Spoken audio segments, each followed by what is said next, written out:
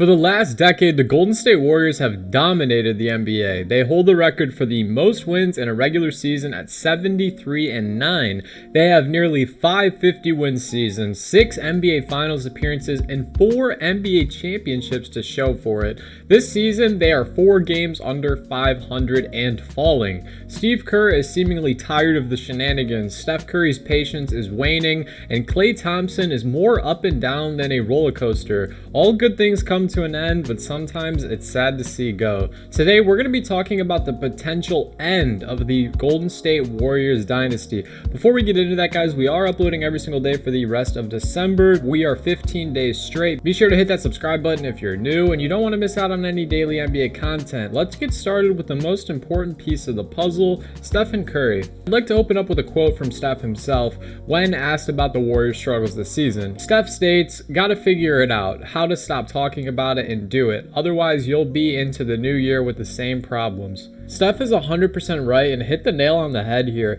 Last season, there was a lot of griping about the Warriors and their up and down performance since coming off of an NBA championship. Obviously, there were some injuries to the 4 main guys in this mix of Steph, Klay, Dre, and Wiggins.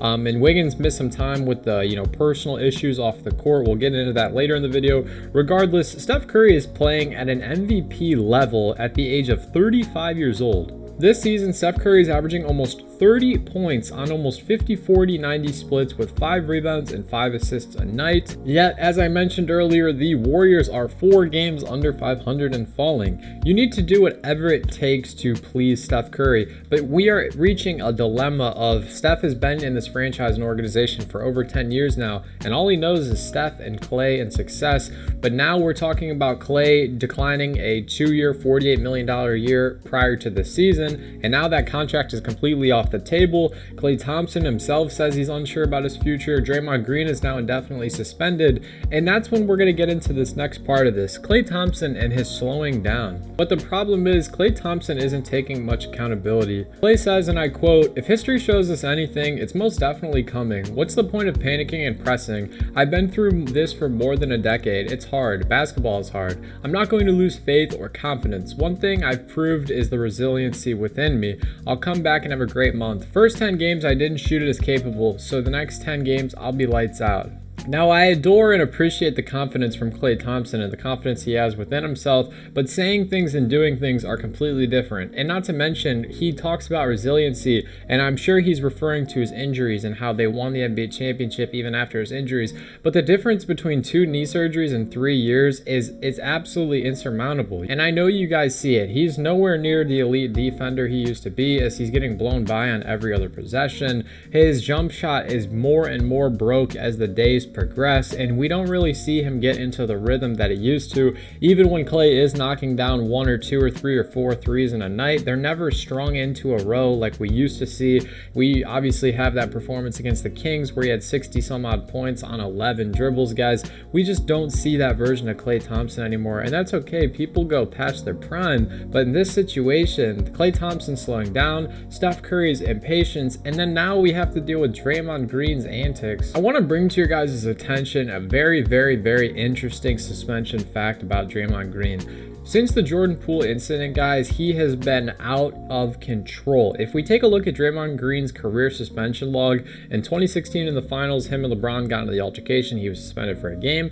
In 2018, he got suspended again, and then he was good. He had a 5-year stretch of being good. He was recording technicals, yes, and he may have missed some times and got some flagrants, but nothing like him recording a 16th technical in March of 2023. In April of 2023, him and Sabonis had that issue in the playoffs. In November of 2023, this season, him and Rudy Gobert had an altercation. And then now, obviously, with Jusuf Nurkic, him doing a 180-1-2 Mayweather on Jusuf Nurkic, now he's going to miss, I'm not going to lie to you guys, I think he's going to miss north of 50 games because the league is going to make an example out of a repeat offender, because Adam Silver is the type of commissioner where he's going to say, look, dude, I'm not standing for this. This isn't the example I want for my players or my fans. And we see Steve Kerr have have to kind of balance and deal with this. Steve Kerr said a couple nights ago, this is about someone who I believe in, someone who I have known for a decade, who I love for his loyalty, his commitment, his passion, his love for his teammates and family, trying to help that guy, because the one who choked Rudy, the one who flailed at Yusuf, who punched Jordan Poole last year,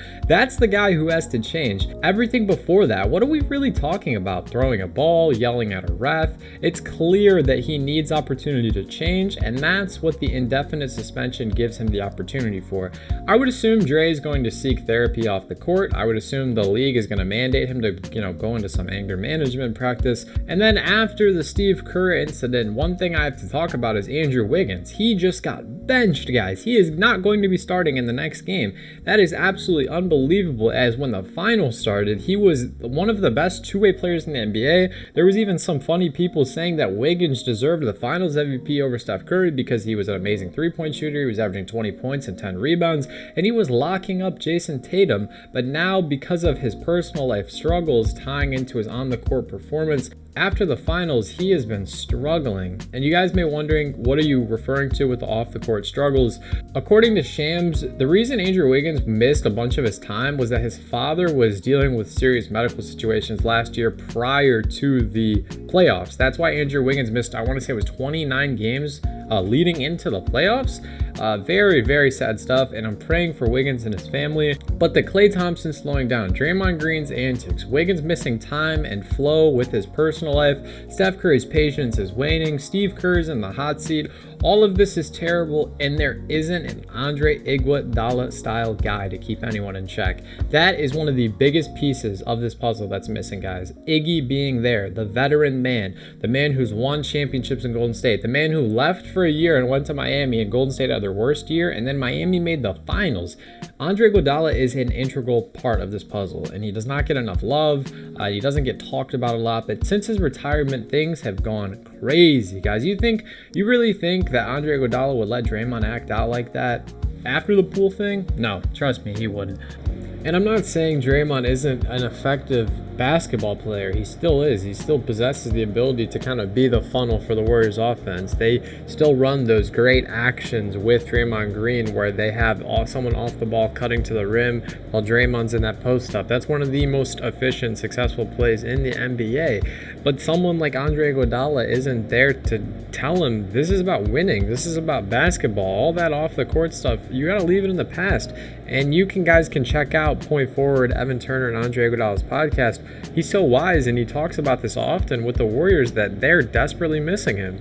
So it's unfortunate to say, with wholehearted sadness, I do think the Warriors Dynasty is over. I really thought they would have one more run in them this year, but and they could shut me up, they could prove me wrong, and I would love it, because when the Warriors are doing well, basketball is so much fun. But I just think without Iguodala, without the passion, it's like the Steelers in the football this year, guys. They just don't have the same umph, the same it factor, the same culture and chemistry.